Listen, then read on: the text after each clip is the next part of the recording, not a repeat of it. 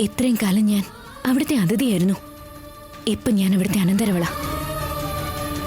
ഇനി എനിക്ക് എന്റെ അമ്മാവന്റെയും അമ്മായിയുടെയും വീട്ടില് അതിര് പാലിക്കേണ്ട ആവശ്യമൊന്നുമില്ല ചേച്ചി.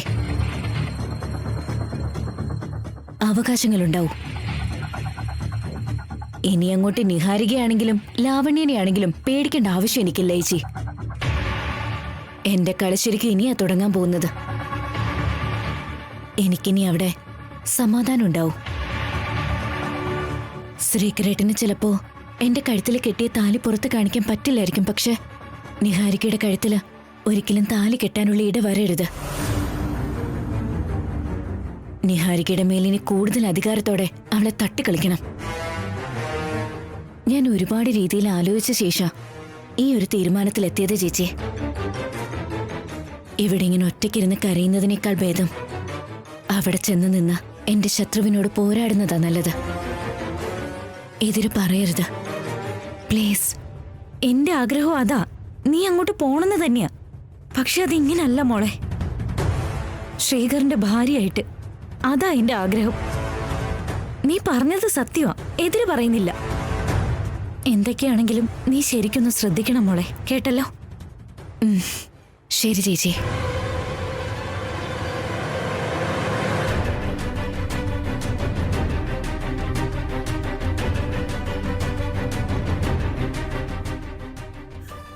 ചേച്ചി സമ്മതിച്ചു, പോയാലോ?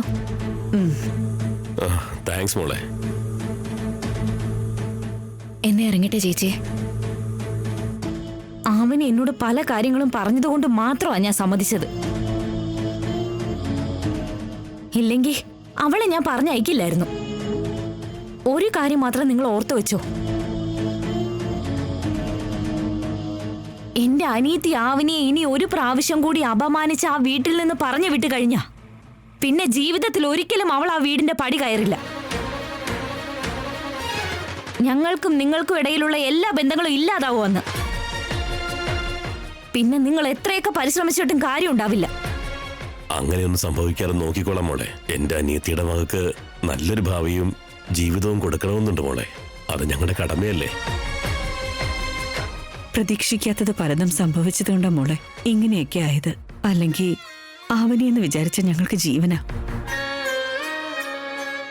എന്നാ നമുക്ക് ഇറങ്ങാം. ചേച്ചി ഇവിടെ നിന്നാ മതി, ഞങ്ങൾ ഇറങ്ങിക്കോളാം.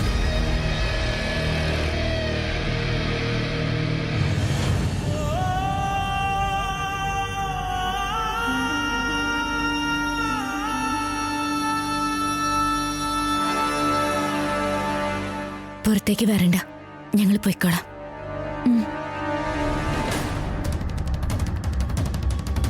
ശ്രദ്ധിക്കണേ അവനി.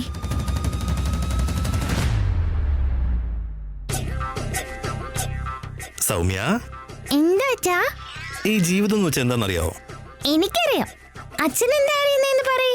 പ്രതീക്ഷിക്കാത്തത് നടക്കുന്നതാ ജീവിതം. ഞാൻ ഓർത്ത് വേറെ എന്തോന്ന്. ഇതിലും വലുതൊന്നും പറയേണ്ട ആവശ്യം.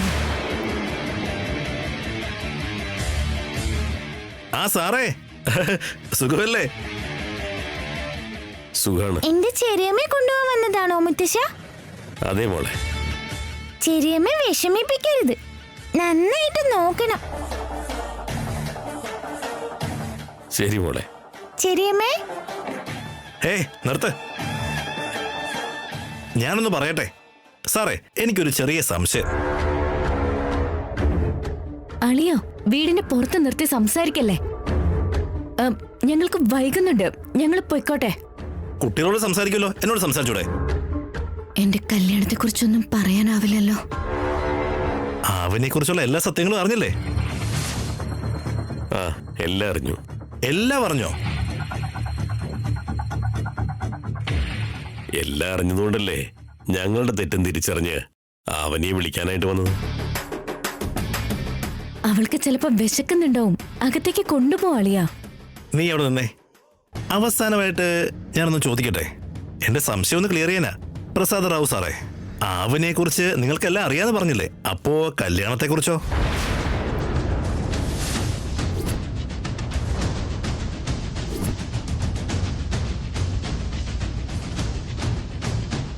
പറയണം സാർ. പറയൂ വേദവതി അമ്മേ.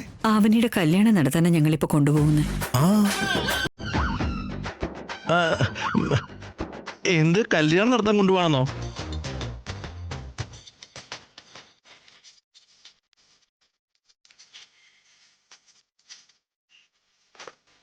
അളിയൻ പറയുന്നൊന്നും നോക്കണ്ട, നമുക്ക് എന്തായാലും പെട്ടെന്ന് പോവാം. അല്ല അതല്ല, ആവനിയുടെ കല്യാണം. അച്ഛാ ആ അച്ഛനിങ്ങ് വന്നേ. പ്രസാദ് റാവു സാറേ, ആവനിക്ക് ഓൾറെഡി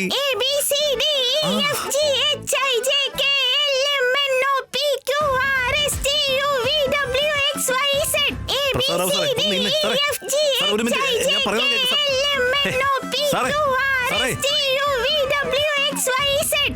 വേദവതിയമ്മേ, സാറേ, ഒന്ന് നിന്നേ. ഇപ്പൊ ആരാ നിന്നോട് ABCD പറയാൻ പറഞ്ഞേ? എനിക്ക് പറയാൻ തോന്നിയപ്പോ ഞാൻ പറഞ്ഞു.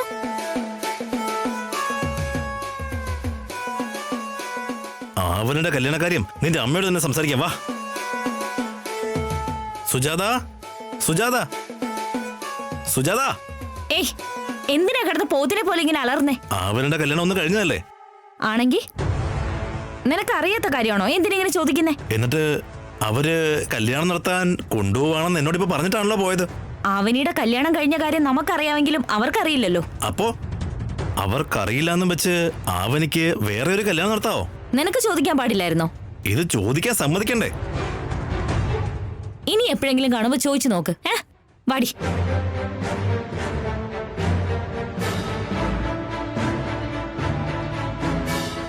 ആവനുടെ കല്യാണം ഓൾറെഡി കഴിഞ്ഞതാ. അവരാണെങ്കിൽ കല്യാണം നടത്താമെന്നൊക്കെ പറയുന്നു. ആവനുടെ ഭർത്താവായി ആദ്യം ഒരാളെ കണ്ടതാ, അതിനുശേഷം വേറെ ഒരാളെയും കണ്ടു. ഈ അടുത്ത് വേറെ ഒരുത്തം വന്നിട്ട് ഞാൻ ആവനെ കല്യാണം കഴിക്കാൻ പോവാണെന്നും പറഞ്ഞു. ആർക്കോ എന്തൊക്കെയോ അറിയാം, ചിലർക്കാണെങ്കിൽ ഒന്നും അറിയില്ല. ഈ പരീക്ഷണം മൊത്തം എന്റെ കണ്ണിൽ പെടുന്നത് എന്താ? തലയ്ക്കാണെങ്കിൽ ഭ്രാന്ത് പിടിക്കുക. ഹോ, ആ എടി സുജാതേ, ഛേ, അവളെ എന്തിനാ വിളിക്കുന്നത്? രാവിലെ തൊട്ട് അച്ഛനെയും അമ്മയും കാണുന്നില്ലല്ലോ. രണ്ടുപേരും എവിടേക്ക് പോയതാ? കുറെ നേരമായിട്ട് എന്റെ വലത്തെ കണ്ണ് തുടിച്ചോണ്ടിരിക്കുക. അരുതാത്തതൊന്നും സംഭവിക്കില്ലല്ലോ. നിങ്ങളുടെ വലം കണ്ണ് തുടിച്ചപ്പോഴൊക്കെ ഈ വീട്ടിൽ എപ്പോഴും ഭൂകമ്പം നടന്നിട്ടുണ്ട്. ഇനിയിപ്പോ ഇന്നത്തെ കഥ എന്താണെന്ന് നോക്കാം.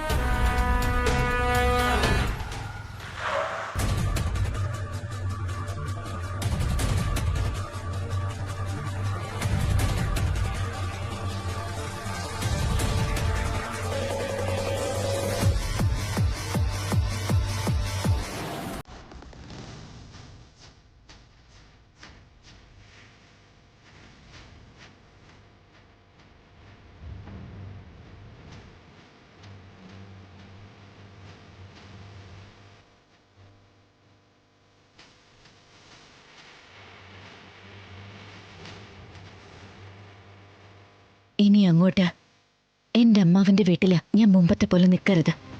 ലാവണ്യയുടെയും നിഹാരികയുടെയും മുന്നില് കുണുങ്ങി കുണുങ്ങി നിൽക്കാൻ പാടില്ല. ധൈര്യത്തോടെ തല ഉയർത്തിപ്പിടിച്ച് നിന്നില്ലെങ്കിൽ എന്റെ ശ്രീകരേട്ടൻ ഒരിക്കലും എനിക്ക് സ്വന്തമാവില്ല. എന്താ മോളെ, ഒരു പരിചയമില്ലാത്ത വീട്ടിൽ വന്ന പോലെ നീ എന്തിനാ മോളെ ഇവിടെ നിൽക്കുന്നേ? വാ. വാ മോളെ.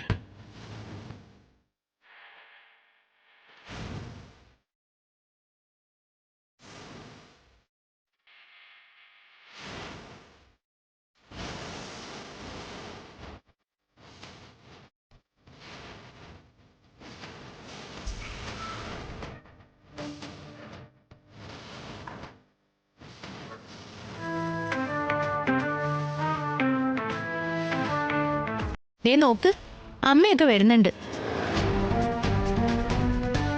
അവരുടെ രണ്ടുപേരുടെയും കൂടെ വേറെ ആരും കൂടി വരുന്നുണ്ടല്ലോ. വാ മോളെ.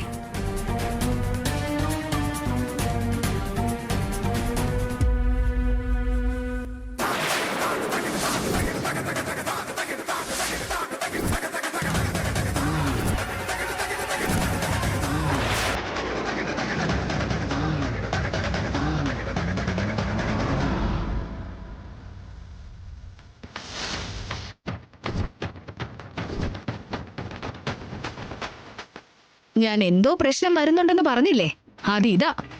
വീട്ടിൽ കാലൂത്താൻ സമ്മതിക്കരുത്. വാ.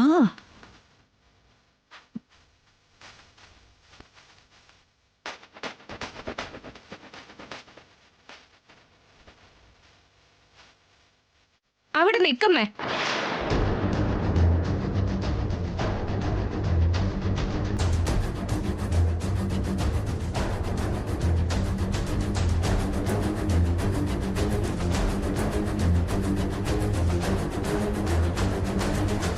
നിങ്ങളെ ചതിച്ചു എന്നും വിശ്വാസവഞ്ചന കാണിച്ചു എന്നും അത് സഹിക്കില്ലെന്നും പറഞ്ഞ് വീട്ടിൽ നിന്നും പുറത്താക്കിയവരെ ഇപ്പൊ തിരിച്ച് വീട്ടിലേക്ക് കൊണ്ടുവന്ന എന്തിനാ? ആവനിയെ കുറിച്ച് ഞങ്ങൾ നന്നായി ആലോചിച്ചു മോളെ. ആവനി ഞങ്ങൾക്ക് ചെയ്ത നന്മയൊന്നും മറക്കാനാവില്ല. ഞങ്ങളുടെ മനസ്സ് ആവനി ചെയ്തത് തെറ്റല്ലെന്ന് പറയുമായിരുന്നു. അതാ തിരിച്ചു കൊണ്ടുവന്നത്. അതെന്തുകൊണ്ട് നല്ല കാര്യം അമ്മേ. ഇന്നലെ അമ്മയുടെ ദേഷ്യം കണ്ടപ്പോ എനിക്ക് ആവനിയെ പറ്റി ഒന്നും സംസാരിക്കാൻ പറ്റിയില്ല. ആവനി നമ്മുടെ വീട്ടിൽ നിന്ന് പോയപ്പോ തൊട്ട് നമ്മുടെ വീടിനെന്തോ ഉറക്കം തട്ടിയ പോലെ. കേറി വാ ആവനി. ഇന്നലെ നിഹാരികയുടെ അച്ഛനും അമ്മയും വികാസം വന്ന് 2 കല്യാണവും ക്യാൻസൽ ചെയ്യുമെന്ന് ഭീഷണിപ്പെടുത്തിയപ്പോ പേടിച്ച് വിളിച്ചോണ്ട് വന്നതാണോ ഇവളെ? അറിയില്ലേ, ഞങ്ങൾ എന്ത് തീരുമാനിച്ചാലും അത് എല്ലാ രീതിയിലും ആലോചിച്ചുകൊണ്ടായിരിക്കും. വെറുതെ തടസ്സം നിൽക്കാതെ മുൻപിന്ന് മാറി നിൽക്കുക. അതല്ല അമ്മേ, ആവനി കാണിച്ച ചതി എന്താണെന്ന് നിങ്ങൾ ഇത്ര പെട്ടെന്ന് മറന്നിട്ട് ഇങ്ങനെ കൊണ്ടുവന്നത്. ഇപ്പൊ നീയും ഇവരെ പോലെ പെരുമാറുന്നത് എന്താ മോളെ? ആ, ആ, അകത്തെത്തിയിട്ട് സംസാരിക്കാലോ. അവനി വാ മോളെ. ഇപ്പൊ ഞാൻ ഈ വീട്ടിലെ അനന്തരവളായിട്ടാ വന്നത്. എനിക്ക് അർഹിക്കുന്ന ബഹുമാനം ലഭിക്കണം. താനെന്താ ആലോചിക്കുന്ന ആവനി? അകത്തേക്ക് വാ. എനിക്കൊരു ചെറിയ ആഗ്രഹമുണ്ട്.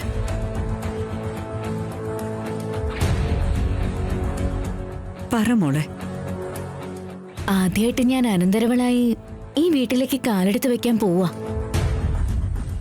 നിഹാരിക നല്ല മനസ്സുള്ളവളായതുകൊണ്ട് നിഹാരികയെ കൊണ്ട് ആരതി എടുപ്പിച്ചാൽ എനിക്ക് സന്തോഷമായിരിക്കും.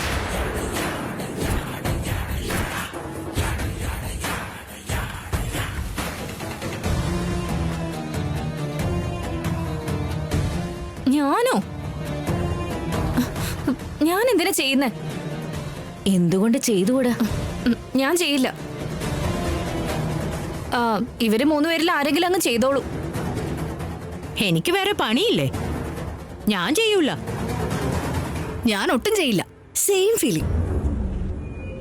നിങ്ങളോട് ആരോടും ഞാൻ ചോദിച്ചില്ല. നിഹാരികയോട് മാത്രമാ ചോദിച്ചത്. വീട്ടിലെ അടുത്ത മരുമകള് വീട്ടിലെ അനന്തരവൾക്ക് ആരതി കൊടുക്കുന്നത് നല്ലതാണെന്ന് വായിച്ചിട്ടുണ്ട്. എവിടെ? ഓർമ്മ കിട്ടുന്നില്ല. ഓർമ്മ വരുമ്പോ ഞാൻ പറയാം.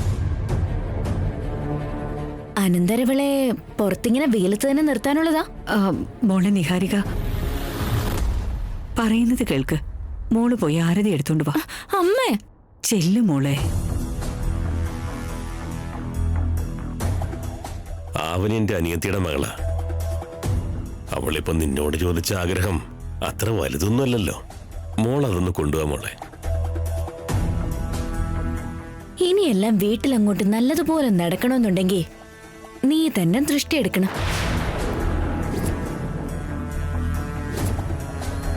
അച്ഛനെയും അമ്മേനെയും ഒക്കെ നീ ഇങ്ങനെ എന്തിനാ വെയിറ്റ് ചെയ്യിപ്പിക്കുന്നേ? അപ്പൊ ഇവരോടൊന്നും നിനക്കൊട്ടും ബഹുമാനം ഇല്ല അല്ലേ?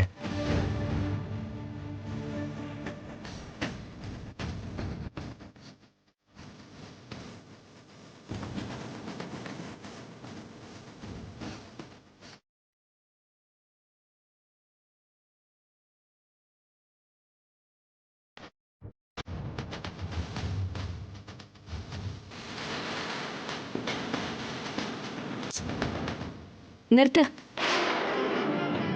ദൃഷ്ടി എടുക്കുന്ന രീതി ഇതാണോ? നായ്ക്കണ്ണ്, നരിക്കണ്ണ് എന്നൊക്കെ പറയണ്ടേ? നായ്ക്കണ്ണ്, നരിക്കണ്ണ്, നാട്ടുകാരുടെ കണ്ണ്, വീട്ടുകാരുടെ കണ്ണ്. അപ്പൊ നിന്റെ കണ്ണു? എന്റെ കണ്ണും ഒരു കണ്ണും പതിയാതെ ഇരിക്കട്ടെ. നായ്ക്കണ്ണ്, നരിക്കണ്ണ്, വീട്ടുകാരുടെ കണ്ണ്, നാട്ടുകാരുടെ കണ്ണ്, ആരുടെയും കണ്ണ് പതിക്കാതിരിക്കട്ടെ. അപ്പോ അതിന്റെ റിവെഞ്ച് നീ ഇങ്ങനെ തീർത്തതാണല്ലേ? ഇപ്പൊ അതിനൊരു അവസരം കിട്ടിയതുകൊണ്ടാ അതിങ്ങനെ തീർത്തത്.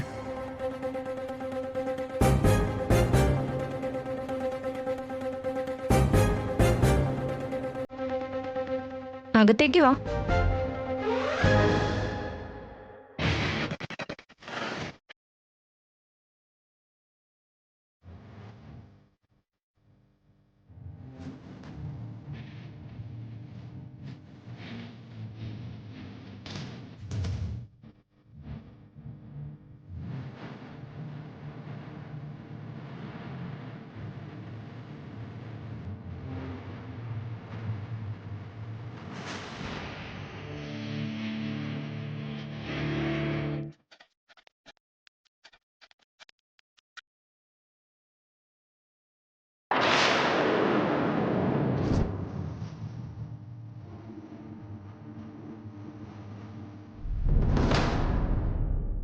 ഇരിക്കുമോളെ.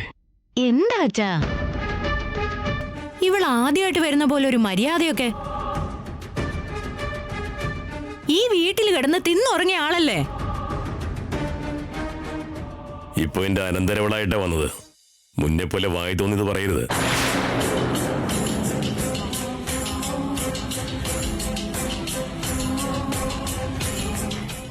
നിഹാരിക, എങ്ങോട്ട് വാ.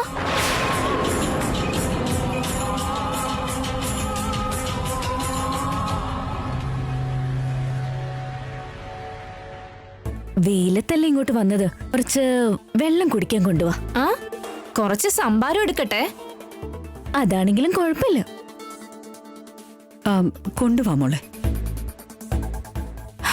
പച്ചവെള്ളം മതിയെന്ന്.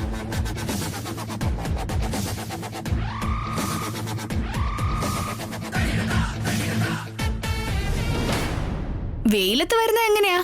AC കാറിലല്ലേ നിങ്ങൾ വന്നത്? അയ്യോ, ഇപ്പോഴത്തെ ചൂടിന്റെ അവസ്ഥ ചേച്ചിക്ക് അറിയുന്നതല്ലേ. AC-ക്കൊക്കെ ഒരു പരിധിയില്ലേ എടുത്തി? അതെ മോളെ, നല്ല വെയില പുറത്ത്. അയ്യോ, പിടിക്ക്. ഇതില് ഒന്നും കലക്കിയിട്ടില്ലല്ലോ അല്ലേ? What you mean? I mean പഞ്ചസാരയോ നാരങ്ങയോ ഒന്നും കലക്കിയിട്ടില്ലല്ലോ എന്ന്. അല്ല, എന്തിനാ നീ ഇത്ര സീരിയസ് ആവുന്നത്? ഒന്നും കലക്കിയിട്ടില്ല. താങ്ക്സ്.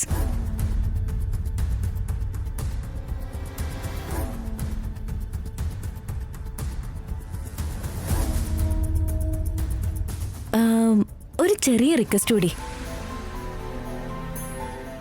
പറയും മോളെ. കാല് പിടിക്കേണ്ടി വരും ഇനി നിങ്ങളുടെ അനന്തരവൾക്ക്. നീ നിർത്തി. മോള് പറഞ്ഞോ. ഇതിനു മുമ്പ് ഞാൻ നിങ്ങളുടെ അനന്തരവളാണെന്ന് അറിയാത്ത കാലത്ത് ആന്റി, അങ്കിൾ എന്നൊക്കെയാ ഞാൻ നിങ്ങളെ വിളിച്ചോണ്ടിരുന്നേ. ഇപ്പോ സത്യങ്ങൾ അറിയുന്നത് കൊണ്ട് ഞാൻ നിങ്ങളെ അച്ഛ, അമ്മേ എന്നൊക്കെ വിളിച്ചോട്ടെ?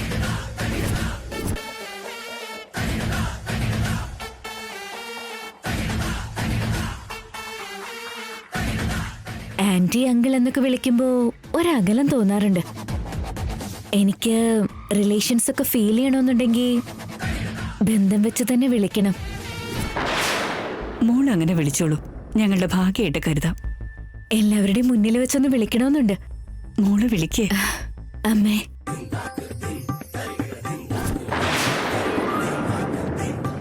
അച്ഛാ.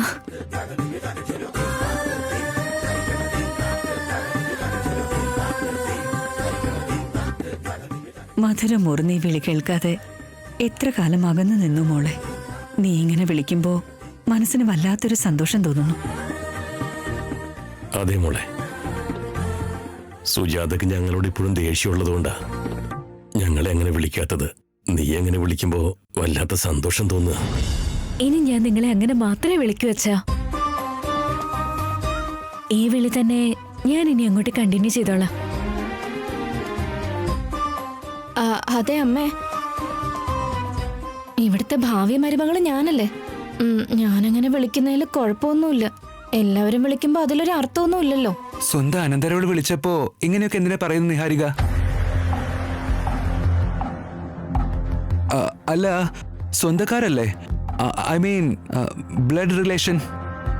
രക്തബന്ധമുള്ള ആൾക്കാരെ വിളിക്കുന്നതും പുറത്തുള്ളവർ വിളിക്കുന്നതും തമ്മിൽ നല്ല വ്യത്യാസമുണ്ട്. ശ്രീകർ, നിഹാരിക എങ്ങനെ പുറത്തൊരാളാവുന്നേ? അവൾ ഇവിടുത്തെ മരുമകളാ. ആ, വെറുതെ ഒരു ഫ്ലോയിൽ പറഞ്ഞതാ അമ്മേ. എന്നാ മോള് പോയി റെസ്റ്റ് എടുത്തോളൂ.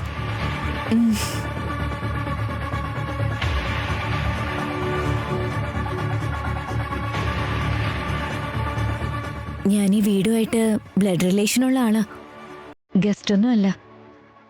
എല്ലാവരും അതൊന്ന് ഓർത്തു വെച്ചാ മതി.